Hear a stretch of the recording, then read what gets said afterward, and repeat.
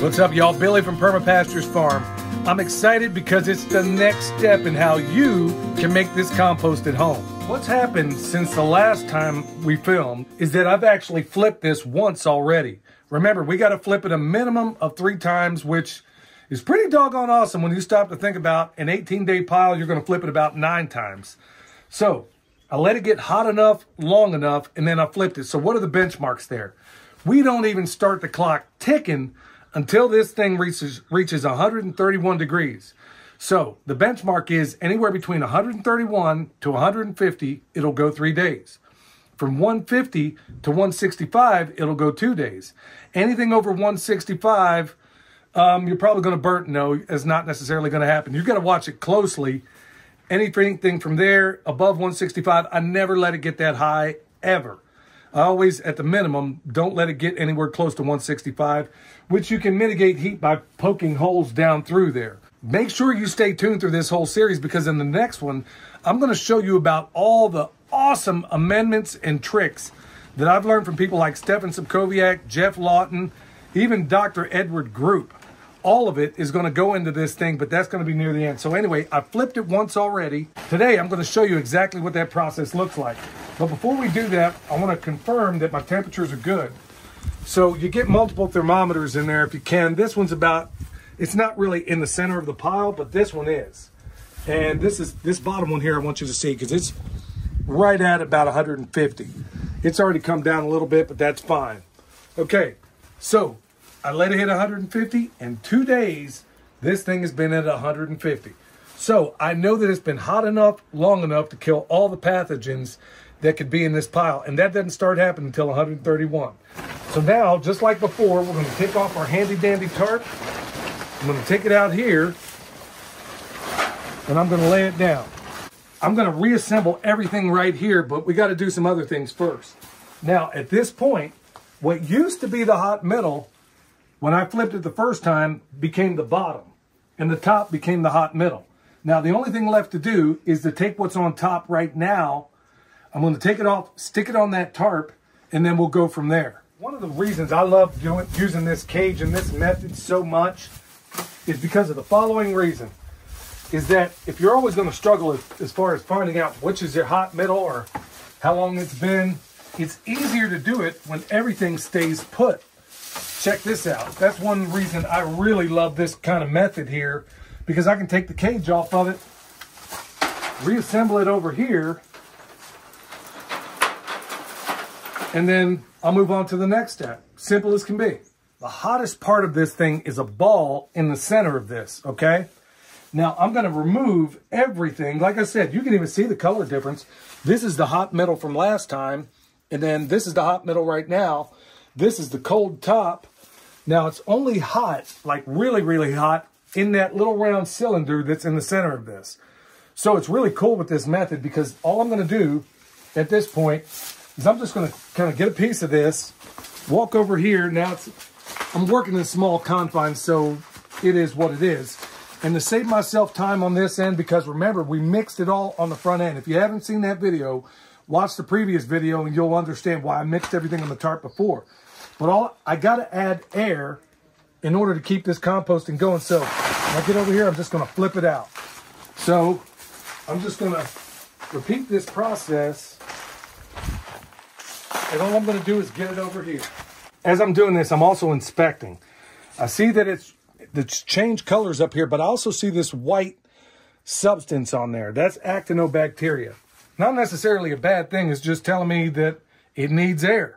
So I'm just going to take all this, get it off, and then move it on over to the tarp.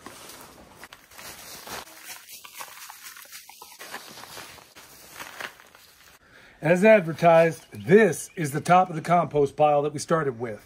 Now, I do need to say, because I didn't mention it, the cage we initially started with was 4 feet in diameter, 4 feet tall. Well, because it does shrink down, I've made it basically 3 feet in diameter and still 4 feet tall. Now, I got to show you what's left. That cylinder, that ball I told you about on the middle, this is it right here. You can see that it is, if you look at the previous video, this material is not looking like it was. Some of this stuff is a little identifiable, but that's okay. In the curing process, we'll square it away. But I want you to imagine that ball. We took down the sides, all of the stuff that was cold. Now this hot middle will now become the bottom of our brand new pile. So I'm going to scoop this out. By the time I'm done, it's going to look like a bowl. Remember, air is our friend. Air and moisture. The moisture is really good. So when I stick it in here, I'm going to shake it out. And then all this white stuff, that actinobacteria, by the time it's all said and done with this process, it won't be there.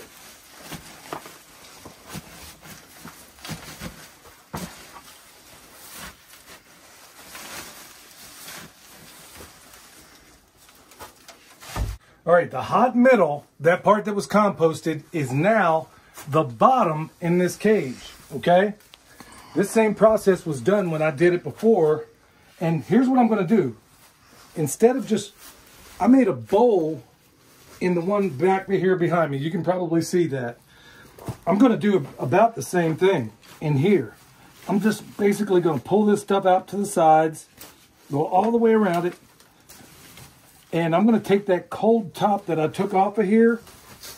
It is now going to become my hot center.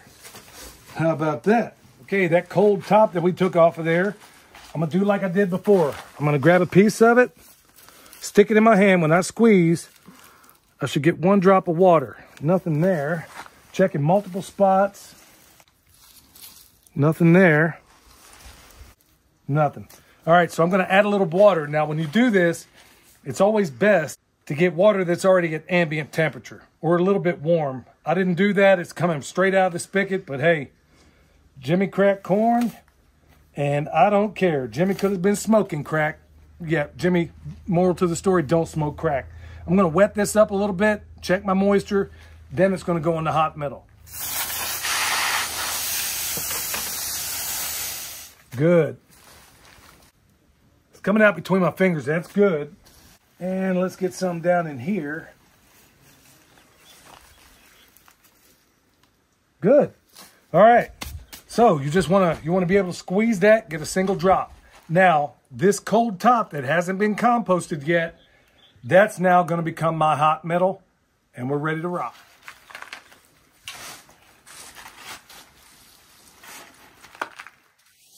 Okay, the previous top of this pile when we started it's the only part that hasn't been composted yet, so it will become the hot middle. Now this bottom part has already been hot enough long enough, so it's going to now become my top. And if you'll take notice, I made, just like we had a bowl there, I made something of a, I guess you could say like a pyramid kind of shape in the middle. I'm going to use that as my hot middle and fill in all the sides around it with the area that's already been hot enough long enough.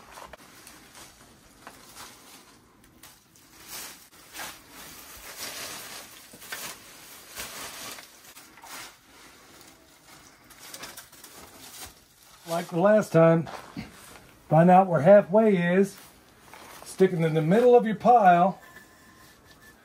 And this is going to be my barometer. Remember, not even going to start counting time until this bad boy hits 131 degrees. So some people are going to naturally ask, well, how long do you wait? Well, it depends. It depends entirely on your materials. You may want to check it every half day or so. But if you see it starting to get above 165, then what you can do is take like the handle of your shovel or something, and you can go around, you know, about yay far, stick holes down through there, and believe me, that'll drop the temperature quite quickly. But right now, the moisture's good. We got everything fluffed up because air is our friend.